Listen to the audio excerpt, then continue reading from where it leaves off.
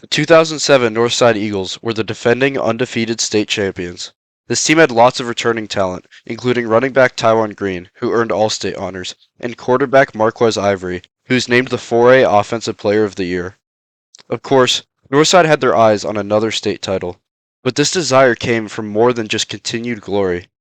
Prior to the start of the season, beloved teammate Chris Johnson would tragically pass away after a long battle with leukemia. Northside would retire his number and dedicate the season to him. In the season opener against Houston County, the Eagles would unveil this banner, and in a show of respect, would not run through the banner, but would instead run around.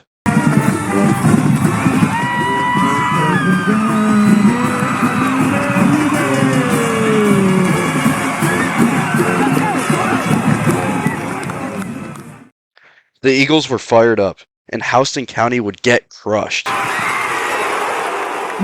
The offense came out firing, and the touchdowns came easy.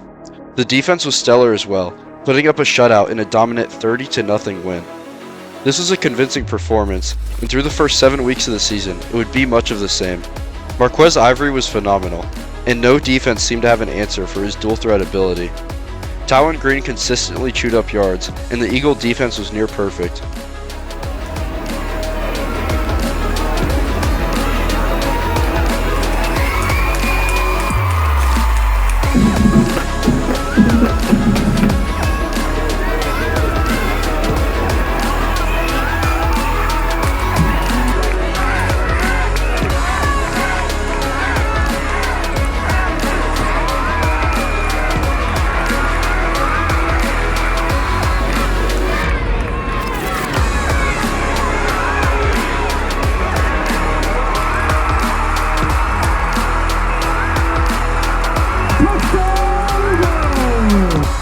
In every game thus far, the offense had put up at least 30 points, and the defense had held their opponents to 7 points or less.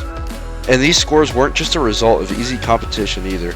In Week 7 they played a Baldwin team ranked number 4, and the final score was indistinguishable from the rest. So here Northside was, the consensus number 1 team, riding a 22-game winning streak, and hell-bent on honoring their teammates' legacy by bringing another state championship home. Who or what was going to stop them? Well, there's a reason I stopped at the 7th week of the season. Because in Week 8 against Upson Lee, something would happen that threatened to end their championship dreams.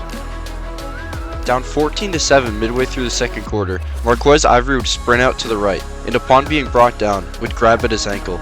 This injury turned out to be a broken fibula. He would get ankle surgery shortly after, but was expected to miss the rest of the season. The Eagles had just lost their best and most important player, and now it was up to backup quarterback Joe Scott to lead the team and preserve the winning streak. Fortunately for Northside, Joe was a great backup quarterback. He played the game manager role well, relying heavily on Tywan Green and a strong defense to control games, while also making the occasional big play himself. The Eagles pulled out the win against Upson Lee and finished the regular season undefeated, with a nice win over 5th-ranked Westside and an ass-kicking of Mount Zion.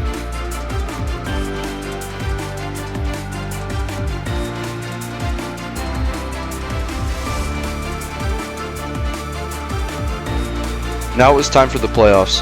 Even without their best player, the Eagles won easily through the first 3 rounds. The defense was the star of the show, shutting out all 3 teams. That's right, 12 straight quarters of playoff football without giving up a single point.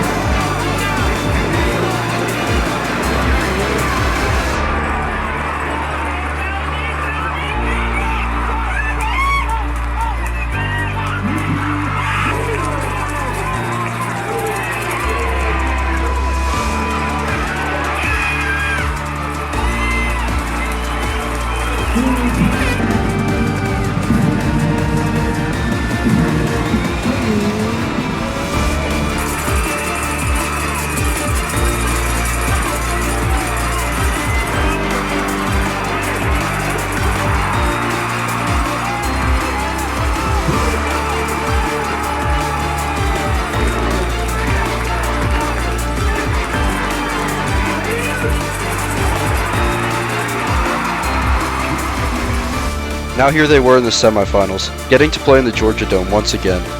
Back then it was actually the semifinal games that were played in the Georgia Dome, while the state championship games were held at the high school stadiums. Their opponent on this night was the Tucker Tigers. The Tigers sat at a perfect 13-0, had handled 3 ranked teams in the regular season, and had torn through the playoffs just as easily as Northside had. This was by far the Eagles' toughest test this season, and they were going to need all the help they could get.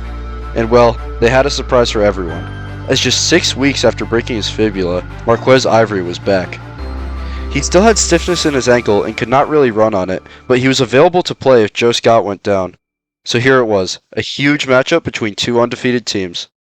From Warner Robbins, a heavyweight match here tonight, and Pike puts his foot into it, and we are underway. A kick will come down inside the 10. That's Harris on the return. 20, 25, 30, 35, and up to the 40 goes Derek Harris, and we're going to be talking a lot about number 5 here tonight. That's a neighborhood, but everyone else just very quick across the front. Tigers on the north side of the field here, and that is Jamora Slaughter. The first time we call his name here tonight. Fighting Irish, I believe. Left side, big hole, watch out, 30, 25, 20. That is Jonathan Davis turning the corner, touchdown. 2 in the backfield this time. There's Calhoun, another carry, big hole right side, watch out, 40, 30, still on his feet, and down to the 21 goes Drayton Calhoun. KJ Morton and Darius McGee saved a touchdown. In goal after a loss of 3. Davis again left side, trying to turn the corner. This time he will into the end zone, touchdown. A few players in the NFL and 88 All-State players. What a tradition this program has had over the last 10 years or so. Scott looking to throw a pass, man wide open. That's Arthur, the tight end, down inside the 30. Evan Arthur with the grab, and Joe Scott, a great decision right there. 1st and 10, ball at the 27. Scott again to throw it. Deep down the field, has a man, touchdown Bass. Nick Bass, the all-time receptions leader at Northside, is in the end zone, and the Eagles are on the board. He's 5 for 44 for Tucker. Northside, though, flawless in that category so far. There's all kinds of running room for Calhoun. Watch out. He's off to the races. It's a foot race, and he will win it. Drayton Calhoun, touchdown, 68 yards. So the final time these 2 teams could play in the next couple of years. Here's Tywan Green. Ball pops loose after a big hit. It is picked up. Tristan Carter, number 4, to the end zone, touchdown. How about that? Tucker had dominated Northside on all fronts, and they could just about taste a championship game appearance. The Eagles needed something to get them back into this game, so Coach Nix chose to take out Joe Scott and put in Marquez Ivory to start the second half. He's a playmaker, and you know what? The backs love to be able to get the ball. And who is that on the football field, Dave? Marquez Ivory. There, you're going to look at his numbers for the season. Of course, the Eagles trying a lot of spark right here. 56 of 93, almost 1,000 yards on the season. Has gotten it done with his legs. We don't know how effective he will be, but he is in the lineup to try to provide a spark right here. And a handoff. Green, loses the handle on the football. Still rolling around. Ball loose, recovered by Marcus Ned, number 91. That thing rolled around for a while. And just like that, Tucker with a big play defensively to open the half. 4th down and 2 after the timeout. The Tigers have not changed their mind. They're still showing they're going for it right here. They will snap it. Davis trying to get there. He won't. Great job. Eagle defense all over that one, and that might be the spark that the Eagles need.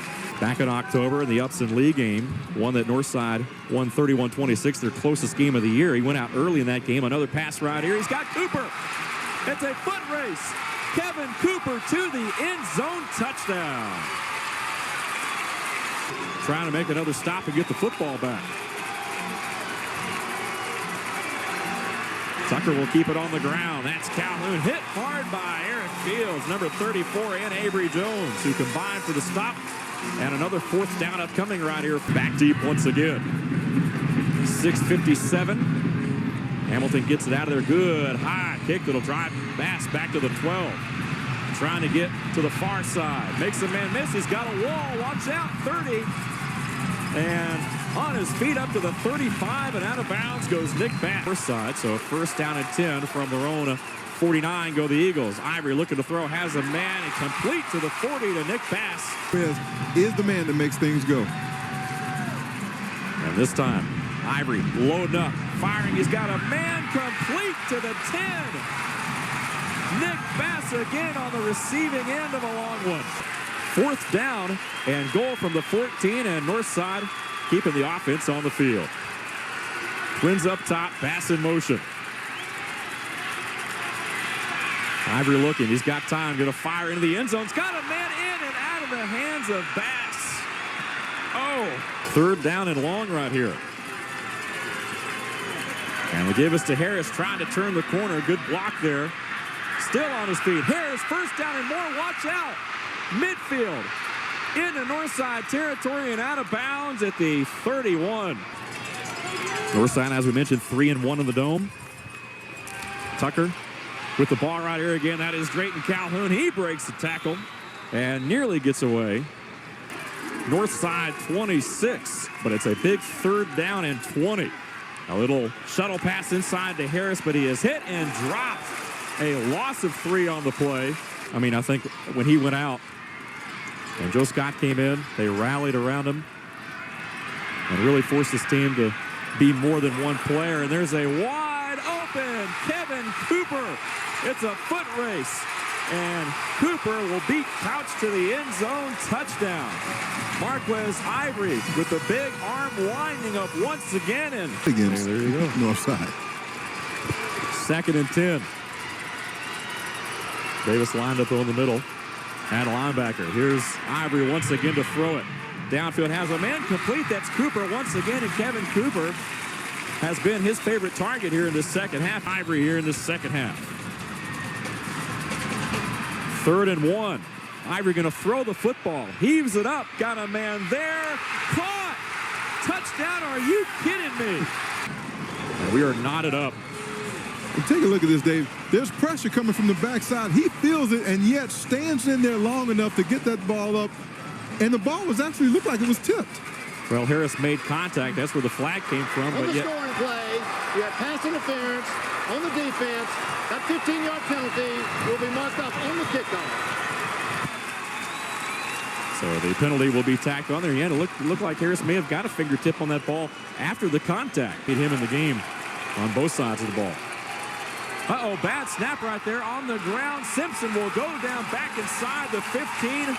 Anthony Taylor right there to eat him up.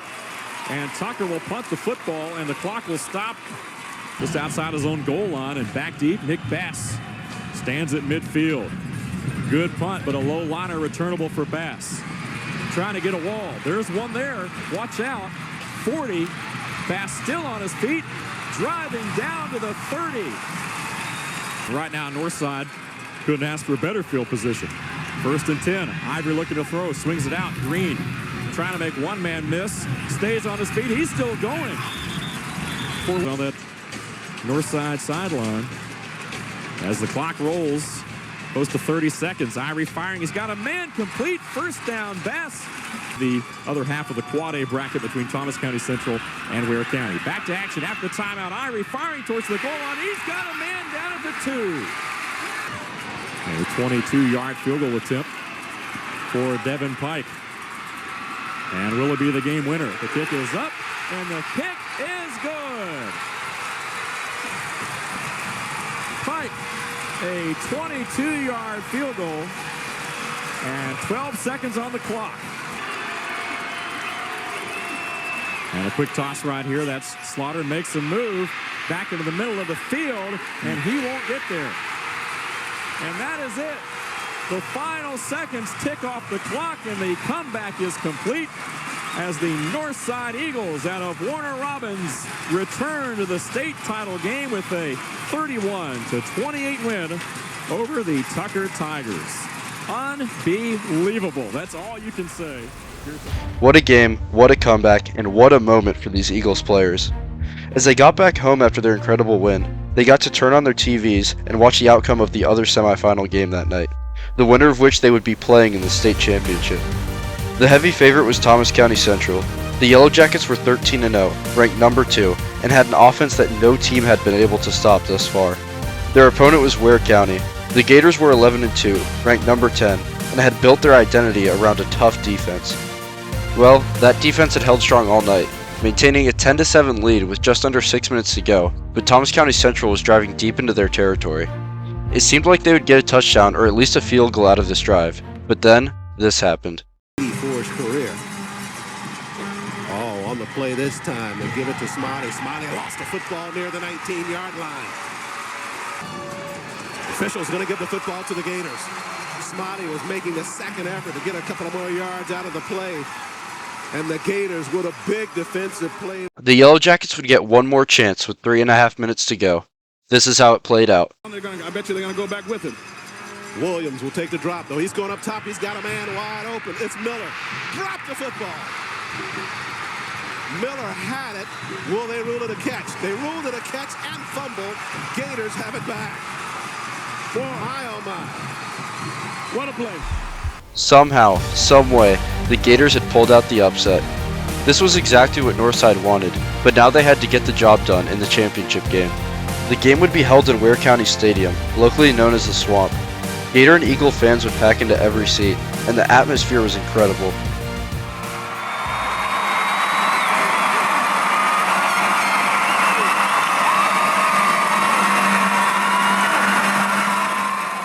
All of the Northside fans in the crowd held up signs with Chris's number, and just like they had done in their very first game of the season, Northside would unveil a banner dedicated to Chris.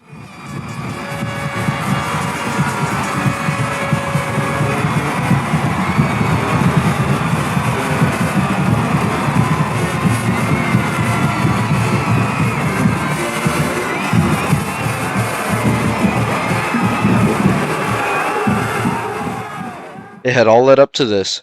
Time to see if Northside could get it done when it mattered most.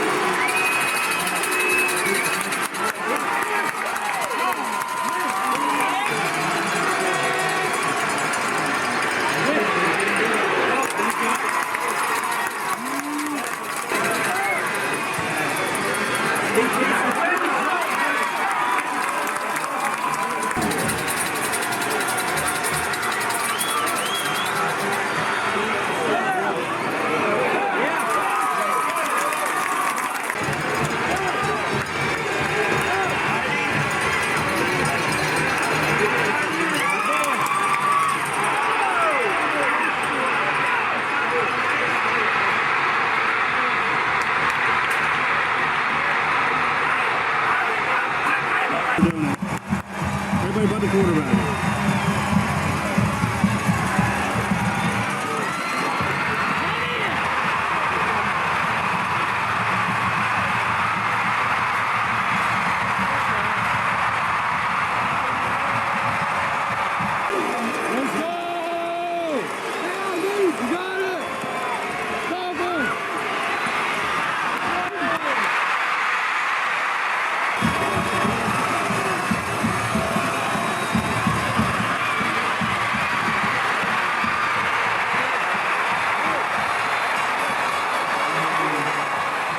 With their Eagles trailing 14-10 entering the fourth quarter, the Northside fans urged their players on by chanting, "Do it for Chris."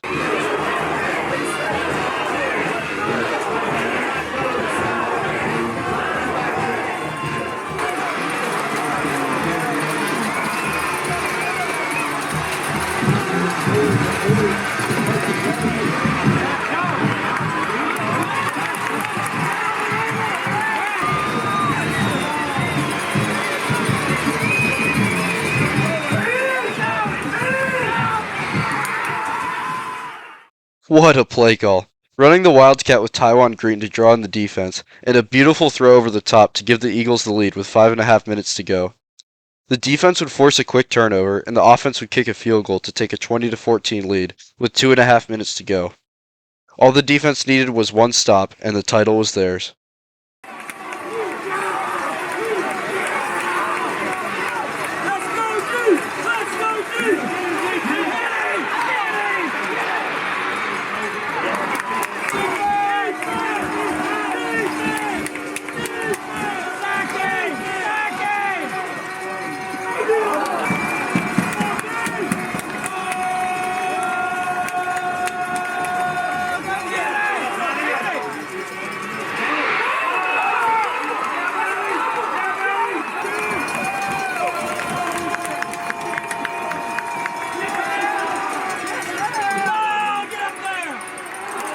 The defense stood strong, and Taiwan Green got a first down to run out the clock and end the game. What a season for the Eagles. The seniors embraced one another, and Chris Johnson's father stood by a picture of his son, tears in his eyes. And in a beautiful moment, the players and fans would join together in singing their alma mater.